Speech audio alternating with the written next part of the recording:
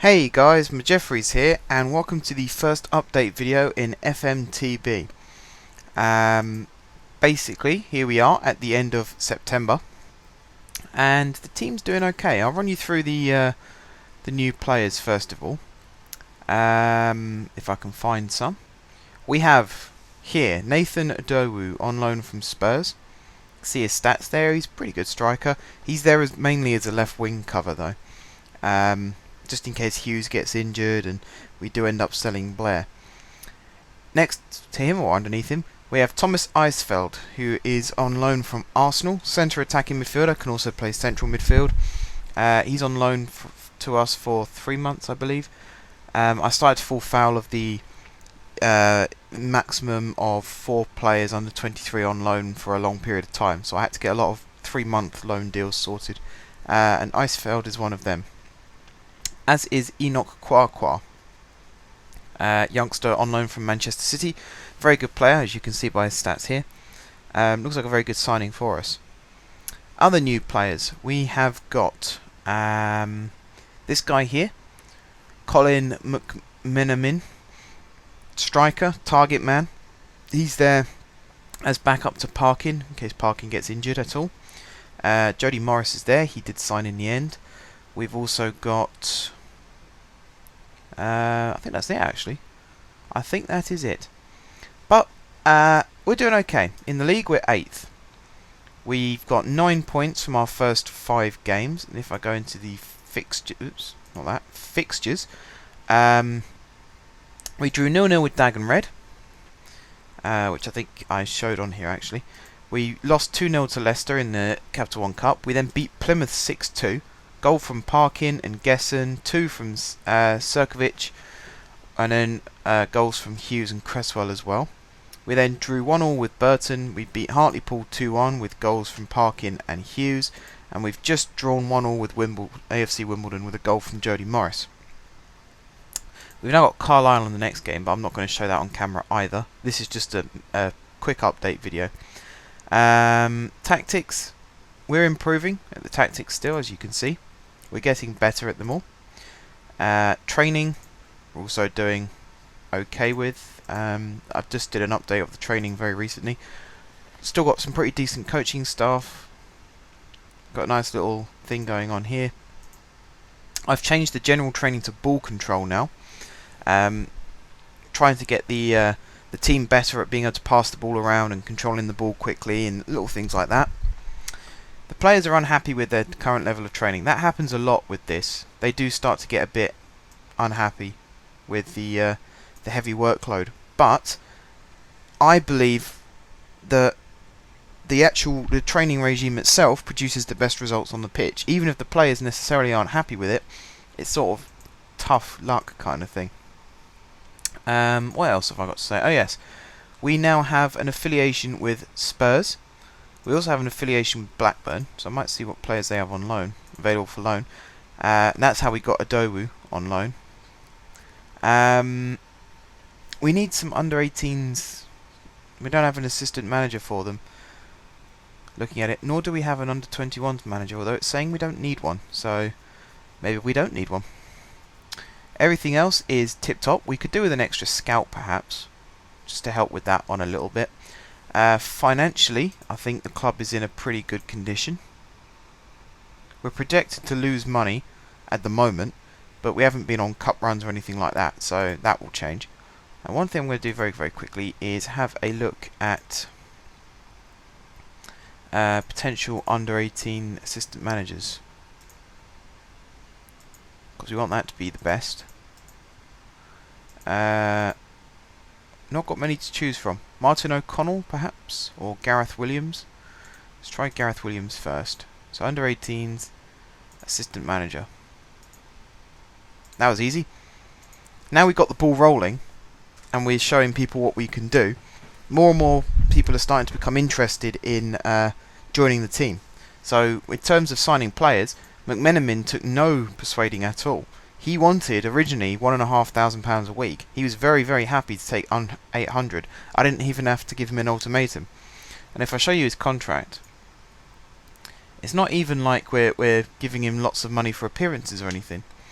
His wage, if he reaches 30 league games for us, goes up to £1,000 a week. So it's only £200 a week more than we're paying now. His appearance fee, his goal bonus is all manageable. Team of the year and top goal scorer, maybe even promotion bonuses are a little high. If he doesn't come off the bench, he only gets £200. We have a 1-year contract extension option. He gets £4,000 if he scores 15 goals. He gets an automatic extension if he plays 25 games for us. And you look at his stats and you look at his scout report, and he is our third top rated striker behind Parkin and Ball. Ball himself has only just come back from injury. So there you go. Shows, doesn't it? We have the end of the transfer window coming up. There's not actually, I don't think there's many players that we actually need to sign now. Jamie Allen could go on loan to Goosley, I don't know, for 5 months. So I suppose we could accept that. How good can Allen become? Good League One left winger. So yeah, I suppose we could do that. We got Nguesson in on loan, so we got cover in that position. Players I can sign from Blackburn. There's not really anyone there I like the look of. Now this is what I wanted to show you. Carlisle's scouting report. This is something that I wasn't able to do before because I don't think one actually came up for Dagenham and Redbridge. But this, Chief Scout David Geddes has sent the report compiled by Lee Mabry, which of course is our scout. The prospect of a keenly anticipated clash, blah blah blah blah. That just tells you about what could happen if you win the next match. Now this is the interesting bit. Mabry feels that focusing on attacking set pieces would be a good match preparation for the forthcoming fixture, as our opponents are considered vulnerable when defending set plays. So that is going to be our focus. We're going to concentrate on attacking set pieces. So that means on the training ground we'll put a ball down at the corner flag, we'll put a ball down roughly where a free kick might be taken from, and we'll just constantly pump balls into the box and practice different routines as to how to take free kicks and corners. And we'll practice attacking them and trying to score goals. So then when it comes to the match, because Carlisle have got defensive vulnerability when it comes to defending set pieces, we should be more dominant in that department. One more thing before we do go. I've narrowed it down to this, looking at strikers, which is how I found McMenamin. If I do the same thing with that attacking midfielder right, you can see there's not actually any players that fit within our wage budget at all. It's a little frustrating, but then if I go onto this, maybe if I look at players that are listed for loan, again, no one really pops up. Yeah, so I guess we're going to be stuck with the team that we have now. If I go into the tactics screen, this is probably our best 11 right now, although you can make a couple of substitutions, like take out Blair, move Nguesson over and put Hughes on the left. But there's Hughes. I am retraining Hughes as a left back, so that he covers for that position as well. Who else? McMenamin, he was the one. He can also play on the right, so I might as well train him up. I always think of if you're over 30 you become slower and not as good a footballer as you were when you were, say, 20. But if anyone's been watching the World Cup, Miroslav Klose proves that age is just a number. He's 36 years old and he's just as active in the box now as he was when he first started. So it proves that, I think, for me, it's age over 30 you get rid of them because they might be a high earner, they might not be as likely to get into the team, and also you can have a younger player who comes through who can end up being worth more money, and then you sell them for massive profits. That's the logic behind it all. Right, final thing I wanted to do is age like this. Now here's something else you can do. These guys here are all aged 17. Then you've got Jamie Allen here as well, Jake Parker, Santangelo. All these players here, you can select them like that. I've pressed and hold control to select all these players, and then you can right click, transfer, and then add to development list. And what this means is in this case I think it's the head of youth development, will start looking for clubs that these players can go on loan to try and build up first team experience.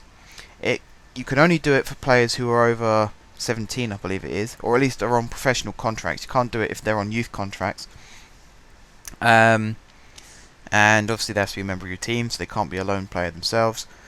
And it's just a clever way that the game's brought this in, where either your director of football or your head of youth development can then look for a team to loan out these players to, that they think will get them the best experience, so that when they come back to your team, they're ready to go and can perform a lot better. Right, I think that just about sums up this episode. So if I go back to this screen, you can see our next game is against Carlisle in the JPT. And the next time we'll come back will probably be at the beginning of the next month, so the 1st of October. And I think that's not a bad idea, actually, to do every month or so, just to let you know how things are going. We might do a bit more of an in-depth feature during the January transfer window, or if any tactical changes or anything like that have to be made. So that ends this episode, guys. Thank you very much for watching. If you haven't subscribed to my channel, be sure to click the subscribe button. If you have already subscribed to my channel, thank you guys for your continued support. And until next time, I will see you soon.